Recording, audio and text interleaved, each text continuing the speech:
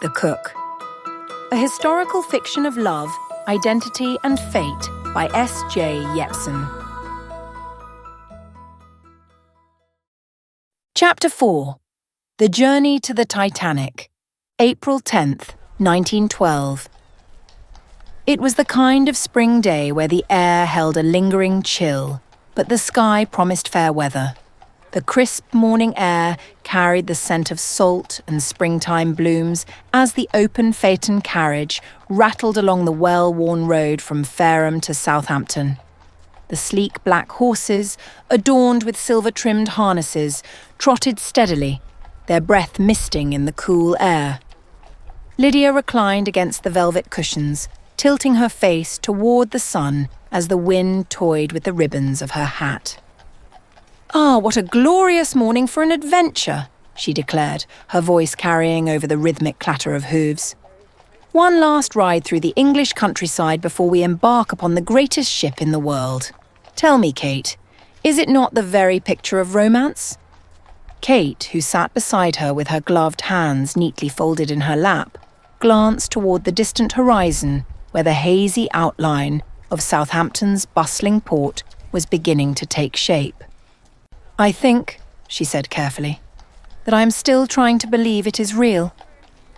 Lydia laughed, a rich, melodious sound. "My dear girl, it is far too late to turn back now." As the carriage rounded the final bend, the scene before them shifted, the quiet countryside giving way to a bustling port, alive with motion. The great Titanic loomed ahead, its massive hull gleaming beneath the morning sun, a floating palace waiting to carry them across the sea. Lydia leaned forward, eyes shining. "Well, Kate," she murmured, "shall we step into history?"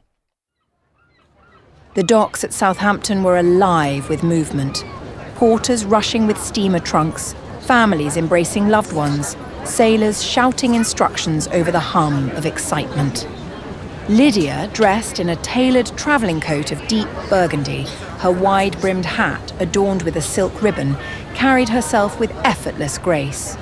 To her, this voyage was merely a transition, a step toward a future she had no control over.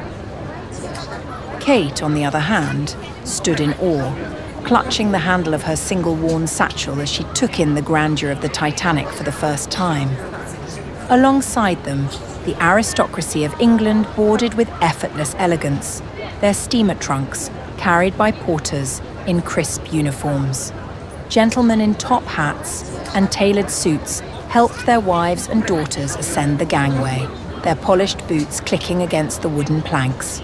Meanwhile, third-class passengers carrying their own worn luggage and cradling sleeping children stood in long lines, waiting for their turn to board, their excitement laced with nervous anticipation. The Titanic's crew stood in pristine formation along the sunlit deck, their navy and white uniforms pressed to perfection, gold buttons gleaming in the morning light.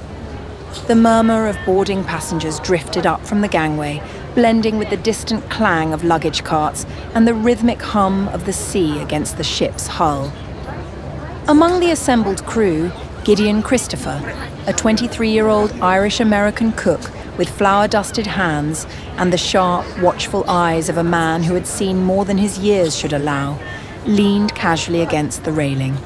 His broad shoulders were relaxed, his arms crossed over his chest as he scanned the steady stream of travellers ascending the gangway. A familiar chestnut-haired girl in a deep burgundy coat caught his eye. Something about her, her confident stride, the way she carried herself as if the entire world had been laid at her feet, stirred a memory. His jaw tensed as he searched his mind, turning over details like puzzle pieces. Then it struck him. A brief mention of Weatherby House preparing for an extravagant wedding. The wealthy heiress set to marry some titled British lord. The Weatherby girl. The name clicked in his mind before he fully realised why. A memory surfaced. Sebastian's last letter sent months ago, ink slightly smudged, as if written in haste.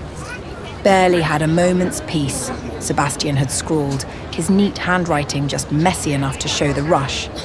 The whole house is losing its mind over Miss Lydia's wedding. Dresses, menus, guests, drama. You'd think she was marrying the King of England, not some second-rate lord. She's booked on the Titanic, if you can believe it. Whole damn ship just to bring her back to New York. Guess that's what money's for. You could write, you know. Not to me, even just Mum. She still sets a place for you at Christopher's. I tell her not to. She doesn't listen. Still thinks you're off building a better life. Let her keep thinking it. Gideon could hear the laughter behind Sebastian's words. Just stay alive, all right? You still owe me a drink. And I'd rather drink with my brother than toast to a ghost. Gideon had chuckled at the time, picturing his brother rolling his eyes as he wrote it. The mention of some high society wedding had meant nothing to him then, just another tale from a world that had long since ceased to matter to him. And yet, here she was. The girl from his brother's letter wasn't just ink on a page anymore. She was real, vivid, boarding the same ship as him.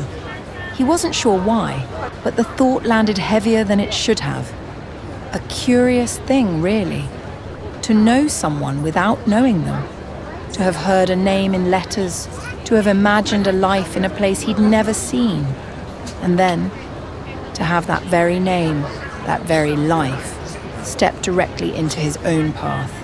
He exhaled, shaking his head. The world had a strange way of making old things new again.